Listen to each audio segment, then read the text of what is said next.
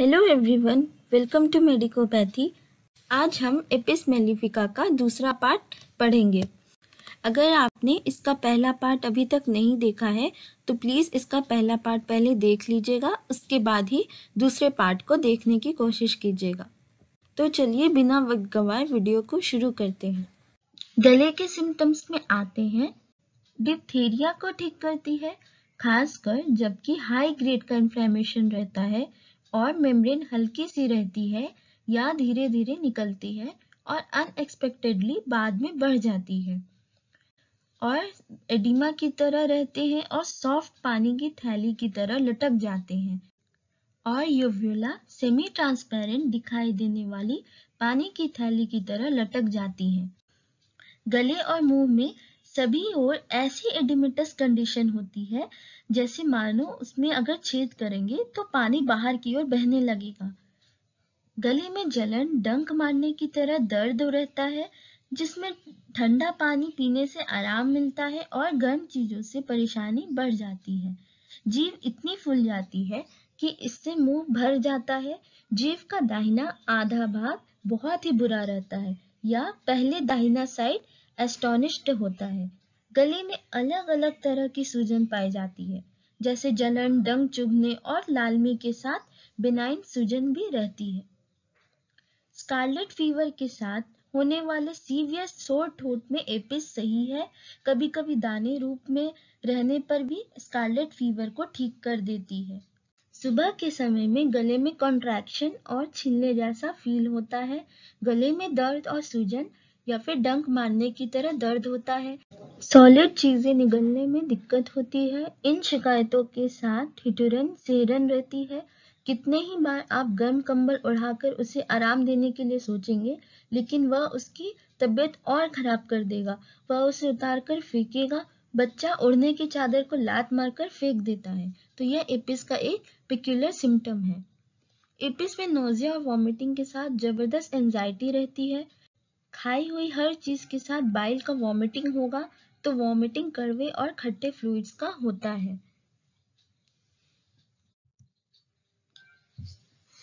जैसा कि मैंने पहले बताया, पेशेंट थर्स्टलेस होता है, सूखा सा फील होता है पेशेंट को और ठंडा दूध पीने की बहुत ही ज्यादा इच्छा होती है।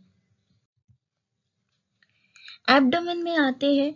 एपिस पूरे एब्डोमेन और हाइपोकॉन्ड्रिया में दर्द और कॉन्ट्रैक्शन जनरेट कर देती है। पेशेंट को ऐसा फील होगा जैसे एब्डोमेन हवा से स्ट्रेच्ड रहता है। ऐसा लगेगा मानो इंटेस्टाइन कुचल गई हो। पानी जैसे दस्त होना एपिस में मामूली बात है। पीले दस्त, हरे दस्त, जैतून की तरह हरे दस्त होते हैं।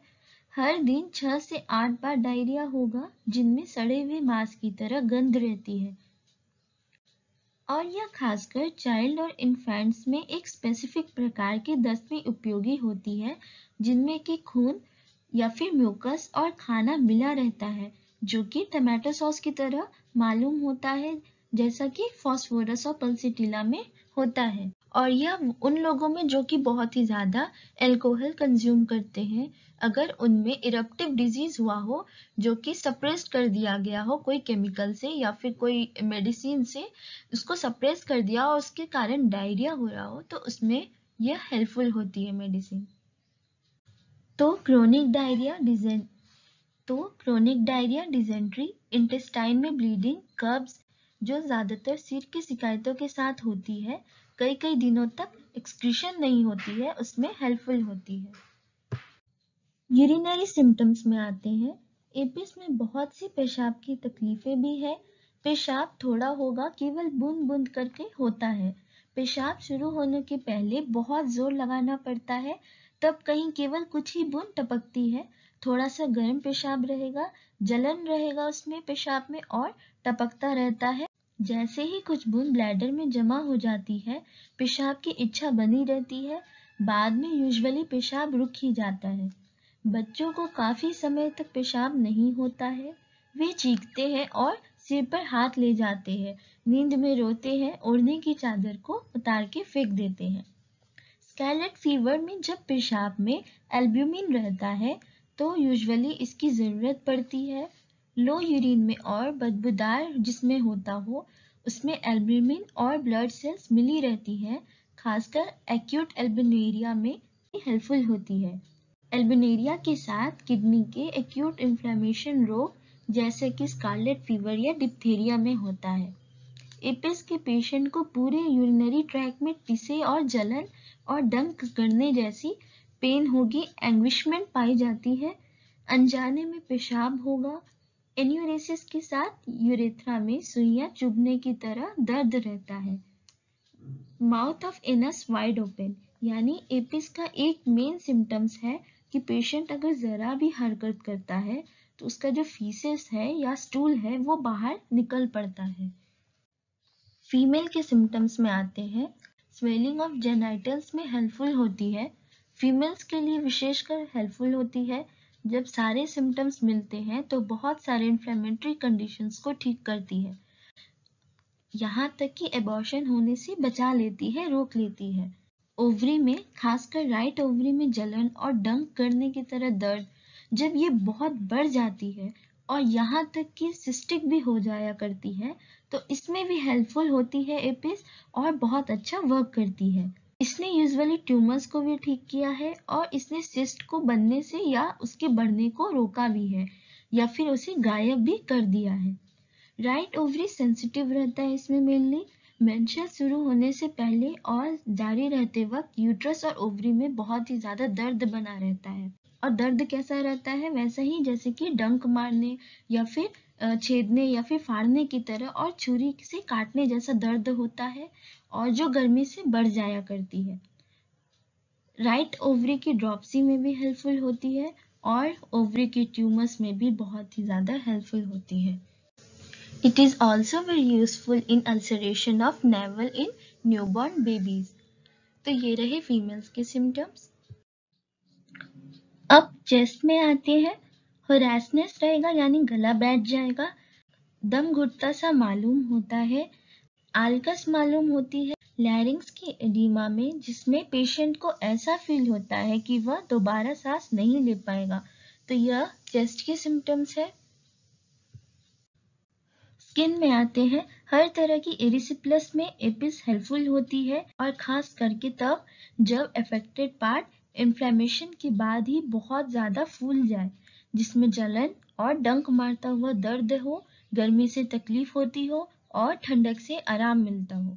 यह अर्टिकेरिया में भी हेल्पफुल है, जबकि उसमें जलन, डंक मारता हुआ दर्द और बहुत ही ज्यादा खुजली होती हो। कार्बकल और बॉयल्स में भी हेल्पफुल होती है और अगर एपिस के सारे सिम्टम्स प्रेजेंट हो तो यह कैंसर्स को भी ठीक करती है, यानी कि कैंसर में ग्रेट बर्निंग स्टिंगिंग पेन रहता हो और छूने और प्रेशर के प्रति सेंसिटिवनेस रहता हो। फीवर को देखते हैं। Apis is an excellent drug for both remittent and intermittent fever, जिसमें chill, anticipating with dyspnoea, urticaria और desire to uncover alternate with heat भी प्रेजेंट होता है। ये मैंने बताया, पेशेंट को कवर करना बिल्कुल भी पसंद नहीं है, वो अपने ओढ़ने या फिर जो भी उसका ब्लैंकेट है उसे वो दूर फेंक देता है। बर्निंग हीट रहेगी बट चिली व्हेन रिमूव्ड। देखने से तो बहुत ही ज्यादा चिली रहेगा, पेशेंट को बहुत ठिठुरन रहेगी, लेकिन उसको अंदर से बहुत ही ज्यादा हीट होती है, वो गर्मी बर्दाश्त नहीं कर पाता है। थर्सलेस ड्यूरिंग फीवर, फीवर में थर्सलेस रहता है, आधा शरीर गर्म रहेगा और आधा ठंडा रहेगा और स्वेट होता है, पसीना होता है जो कि पार्शियली होता है और breaks out and dries frequently, जो कि तुरंत सूख भी जाता है। और मैंने बताया था जब पेशेंट को ठंड लगती है तब उसे प्यास भी लगती है। अब हम मोडालिटीज में आते हैं, यानी पेशेंट को किन किन चीजों से तकलीफ होती है और किन किन चीजों से पेशेंट को आराम मिलती है।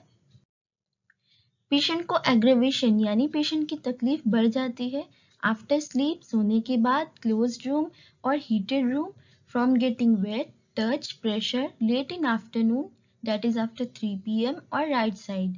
और मैंने ये बताया था कि पेशेंट को गर्मी से इतनी ज़्यादा तकलीफ हो जाती है कि वो आग की ओर देखना भी पसंद नहीं करता है, उसके सिर में दर्द होने लगता है।